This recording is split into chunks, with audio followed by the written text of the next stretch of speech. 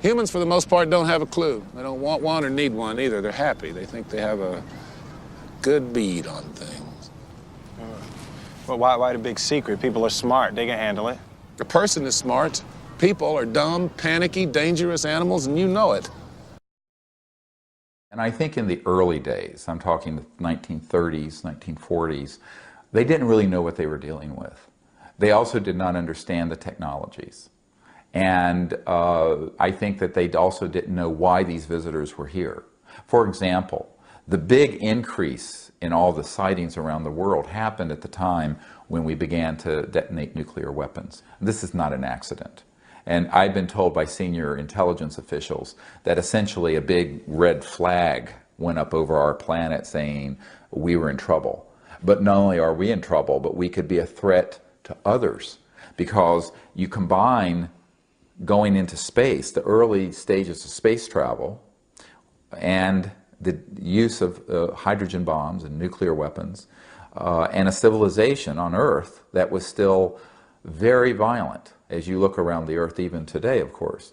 So this is something that any enlightened or even self-interested civilization observing the Earth, which I think we've been under observation for thousands of years, would be greatly concerned.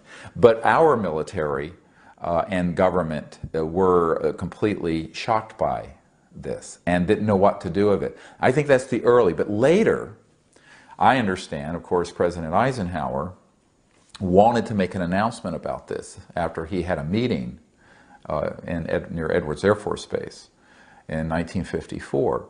But he was prevented from doing so by what he later called the military-industrial complex, because the interests for secrecy really fall into three broad areas. One is the inertia of the secrecy. Once you start something secret and you have made so many lies and frankly killed so many people and threatened so many people, and you've lied to Congress and you've lied to presidents, you know, how do you bring this out? They painted themselves into a black box, black corner. The other, so that's the inertia. The other is that there were Orthodox religious interests that did not know what to make of this. And I've had discussions with senior levels at the Vatican to discuss this. And today, most mainstream religious groups would say, well, there's one supreme being in the universe, and there are many children of God, and we're all children of God. This is what Monsignor Balducci said when we interviewed him at the Vatican. But the Orthodox and fundamentalists would view this in a very disturbing way, because it would upset their worldview. And I think then the biggest became the technological and scientific end of this. Once we retrieved, back in the 30s and 40s and 50s, several of these extraterrestrial vehicles, and began to study them, we combined that knowledge with knowledge we already had, because remember, we had some people like T. Townsend Brown and the B-Field Brown effect who were studying anti-gravity quite independent of this issue back in the 20s, 30s, and 40s. But when their information got combined with studying these spacecraft, they figured out, this is how they're working. And they realized it's the end of oil. It's the end of the need for coal. It's the end of the combustion engine, the internal combustion engine. It's the end of transmission lines for electricity, because the energy that these spaceships are using, what people call UFOs, we don't call them, no one in the business calls them UFOs. They are not unidentified and they don't fly. And we'll get to this. But these objects are extracting energy from the fabric of space, okay, around, not outer space, but the fabric of space. And in fact, even the early Lockheed and Northrop experimental spaceships that we have built, and we're talking 1950s and 60s, were called flux liners, because they were pulling energy from the quantum flux field, what's called the quantum flux field that's in the space in this room. And every cubic centimeter of space, for example, in this room has enough energy to run the Earth for a day. It's a huge amount of energy. And so once this was really figured out by the mid-50s, long time ago, 50 years ago, they knew that this would be the end of the oil cartels and the international financial petrodollar system, and a huge amount of the industrialists would then have to change their whole way of operating. Because think about it. What happens when every village in India or sub-Saharan Africa can have a device that looks like a generator and it's extracting energy from this quantum flux field? Suddenly, you have an economic growth all over the world. And this is a wonderful thing. It would be the end of poverty. But it would also be the end of the economic hegemony, where Europe and America, with 600 million people, dominate the whole global economy of 6 billion. So this is a huge geopolitical problem. And so the issue isn't about just money, it's about power. Who has the power?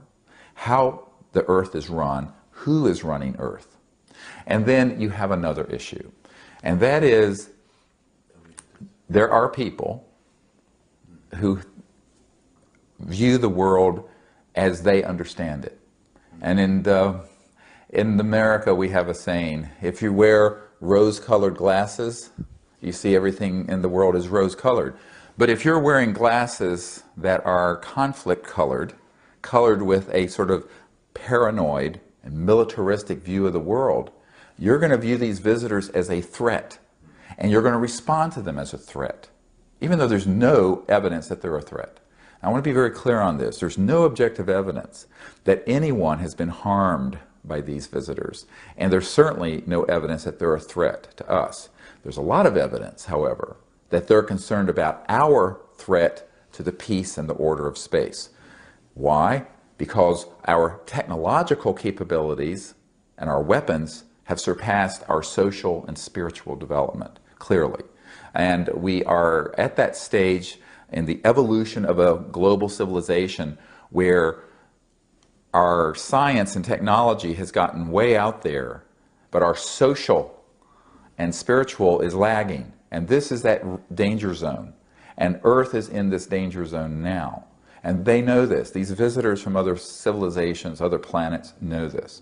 So, unfortunately, I think that they have had a great concern about our nuclear facilities. We know this. We have colonels and lieutenant colonels who are Strategic Air Command and the Atomic Energy Commission who have testified at disclosureproject.org that every single one of our nuclear weapon storage areas have been visited by these ET spacecraft because they were obviously concerned. And in the Soviet Union also, in Russia.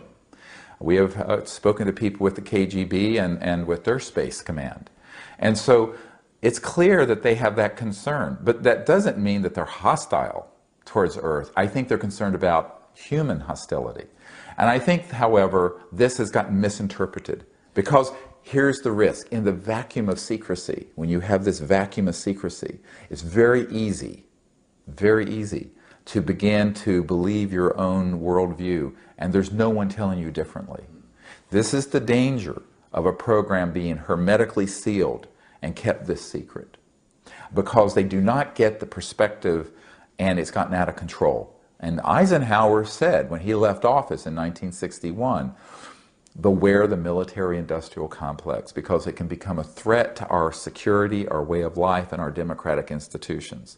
And he was a five-star general and a conservative Republican, but he was very concerned. And why?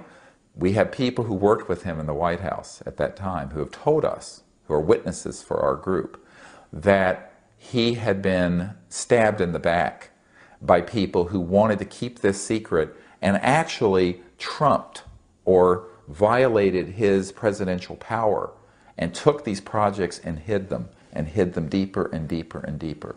This is a very dangerous thing in a world where you're dealing with technologies this powerful. And this was, of course, President Clinton's frustration. President Clinton asked Webster Hubbell, who was third in command at Justice, to look into two things. And this is in his book, Webster Hubbell's book, Friends in High Places. Clinton wanted him to find out about what are these UFOs and, well, who's keeping it secret and why, and who killed Jack Kennedy, because Jack Kennedy was his hero. Well, we discovered there was a connection. But, and his CIA director, R. James Woolsey, was equally worried, because when I met personally with Woolsey here in the Washington area in December of 1993, he was very gravely shaken by the fact that there was a secret cabal or a whole level of government and corporate activity dealing with this issue that was lying to him as the CIA director and as also to the president. So this is a very serious problem, and so the secrecy is related to a number of related issues. One is this inertia that happens when you have this large ongoing historical problem of secrecy. The other is certain orthodoxies of both religion and science that people don't want out. Because obviously, if you own a trillion-dollar oil field, or a company that's assets are in that range, remember, this is not particularly good news for you. It's good news for humanity and for the earth and for the environment. But there's only a few hundred people in corporations who really control the world economy. And this information would change forever their grip on that power. Now, they would still have a lot of money, but it's not about money.